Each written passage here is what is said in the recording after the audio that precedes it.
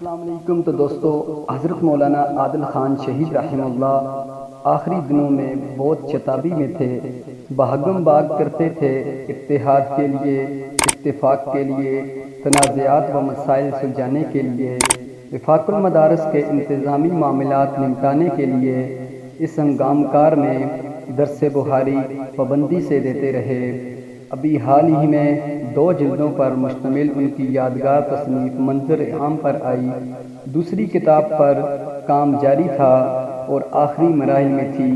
یہ سب کام اس قدر عجلت میں تھے کہ تمام جیسے کہ ان کو الہام ہو گیا ہو کہ فرشتہ اجل نے سرگوشی کی ہو کہ سفر کا جرس بج چکا ہے، اس سے بیشتر کام نمٹائیے۔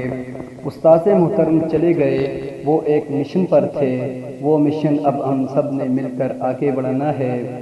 تو دوستو، شاید ان کو فرشتہ اجل نے سندیشہ دیا تھا کہ سر و سامان راہ کی تیاری کیجیے اور شہیدان حق کی راہ پر گام بھرنے کے لیے ذہنی طور پر مستعد رہیے۔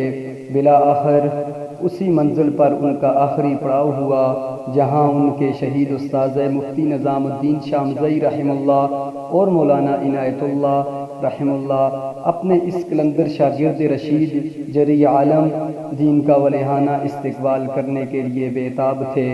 ان کی شہادت سے امت مسلمہ ایک عظیم اسکالر اور مرد حق آگاہ سے محروم ہو گئی ہے۔ دوستو، تمام طلباء اکرام ایک شفیق اور مہربان استاد سے محروم ہو گئے۔ ان کی شہادت سے پیدا ہونے والا خلا کبھی پر نہ ہوگا۔ دعا ہے کہ اللہ رب العزت حضرت مولانا ڈاکٹر عادل خان شہید رحمہ اللہ کو جنت الفردوس میں اعلیٰ مقام عطا فرمائے، آمین۔